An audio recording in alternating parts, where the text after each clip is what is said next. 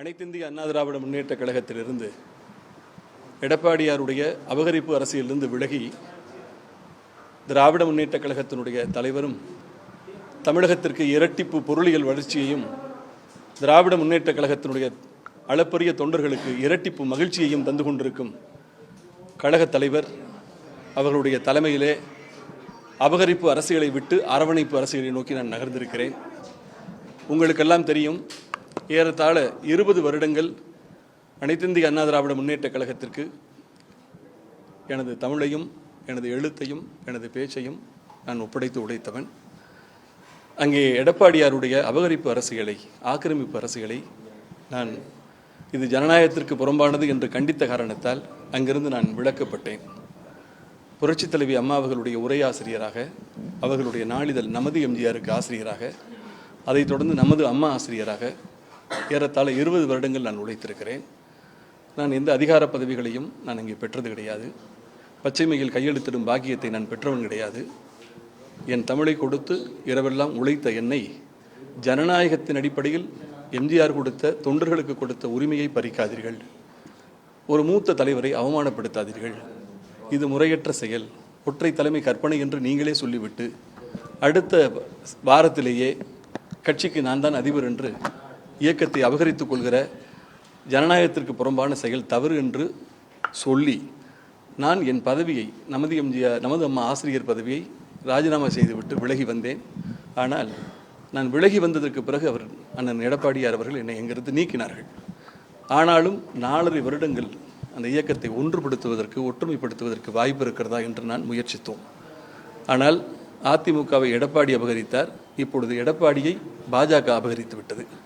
ஆக ஒரு அபகரிப்பு இன்னொரு பெரிய அபகரிப்பாக மாறிவிட்ட நிலையில் இனியும் என் உழைப்பையும் என் ஆயுளையும் நான் கரைத்து கொண்டு வீணாக்க விரும்பாமல் அனைத்திந்திய அதிமுகவையே பெற்றெடுத்த இயக்கம் திராவிட முன்னேற்ற கழகம். அப்படிப்பட்ட அந்த தாய் இயக்கத்தை ஒரு தாயுமானவராக இருந்து தமிழகத்தையும் இயக்கத்தையும் திராவிடத்தையும் தமிழகத்தையும் வழிநடத்தக்கூடிய மாண்புமிகு தலைவருடைய தலைமையை ஏற்று இன்றைக்கு நான் இணைந்திருக்கிறேன். எஞ்சிய காலத்தை, இறைவன் தருகிற ஆயுள் காலத்தை திராவிட முன்னேற்ற கழகத்திற்கும் திராவிடத்திற்கும் தமிழகத்திற்கும் மாண்புமிகு முதல்வரோடு இணைந்து உழைப்பதற்கு நான் உறுதி கொண்டிருக்கிறேன். என்னை வழிநடத்தும் மூத்தவராக பெரியகருப்பன் இருக்காங்க. எனது மண்ணை சார்ந்தவர். நான் பிறந்த காலத்திலிருந்து, சிறுபிள்ளை காலத்திலிருந்து என்னை பார்த்தவர். அதுபோல ஊக்குவிக்க ஆள் இருந்தால் ஊக்குவிற்கும் ஆள் கூட தேக்கு விற்பான் என்று சொல்வார்கள். ஆக அடுத்தவரை வளர்த்து விடுவதிலே ஆர்வம் கொண்டவர். பிறருடைய வளர்ச்சியிலேயே அதிகம் அக்கறை காட்டுவார். அதனால் தான் இன்னவோ தன் தாடியின் வளர்ச்சியை கூட அவர் தடை செய்வது கிடையாது. அப்படிப்பட்ட அண்ணன் சேகர்பாபு அவர்களுடைய வழியையும் ஏற்று திராவிட முன்னேற்ற கழகத்திற்கு உழைக்க வந்திருக்கிறேன். உங்களுடைய வாழ்த்துக்களையும் ஆசீர்வாதங்களையும் ஒரு பத்திரிகையாளராக, உங்களுடைய சக பத்திரிகையாளர்களாக நீங்களும் என்னை வாழ்த்த வேண்டும் என்று கூறி விடைபெறுகிறேன். நன்றி, வணக்கம்.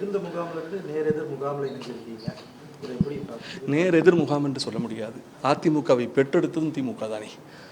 திராவிட முன்னேற்ற கழகத்திலிருந்து அதிமுக பிரிந்த போது அப்பொழுதே திராவிட இயக்கத்தை ஒன்றுபடுத்துவதற்கு பாண்டிச்சேரியினுடைய அன்றைய முதலமைச்சர் பரூக் மரக்காயர் தொடங்கி பிஜு பட்நாயக் வரை அனைவருமே அப்பொழுதே திராவிட இயக்கத்தை ஒன்றுபடுத்த முயற்சித்தார்கள். ஆனால் அது முடியாமல் போனது. ஆனால் இன்றைக்கு எடப்பாடியாருடைய புண்ணியத்தில் திராவிட இயக்கம் ஒன்றாகக்கூடிய சூழல் உருவாகியிருக்கிறது. அன்வர் ராஜா அண்ணன் வந்துட்டார், நான் வந்துட்டுருக்கேன். இன்னும் பல லட்சம் பேர் வருவதற்கு காத்திருக்கிறார்கள். எடப்பாடியே ஆசி கொடுத்து அனுப்பி வைப்பார். ஆக திராவிட முன்னேற்ற கழகத்தை இன்னும் பலப்படுத்துவதற்கு அண்ணன் எடப்பாடியாரும் துணையாக இருக்கிறார். ஒருவேளை அவருடைய உள்ளாசை திராவிட இயக்கம் ஒன்றாக வேண்டும் என்று கூட நினைக்கலாம். ஆக அதிமுகவுக்கு அங்கே உழைத்த, அங்கே பல காலம் ஆயுளை செலவழித்த எங்களை போன்றவர்கள் எல்லாம் அவர் உண்மையாகவே நல்ல எண்ணத்தோடு இங்கு அனுப்பி வைத்திருப்பதாகத்தான் நான் எடுத்துக்கொள்கிறேன். அதனால் எதிர் இயக்கம் என்று நான் எடுத்துக்கொள்ளவில்லை.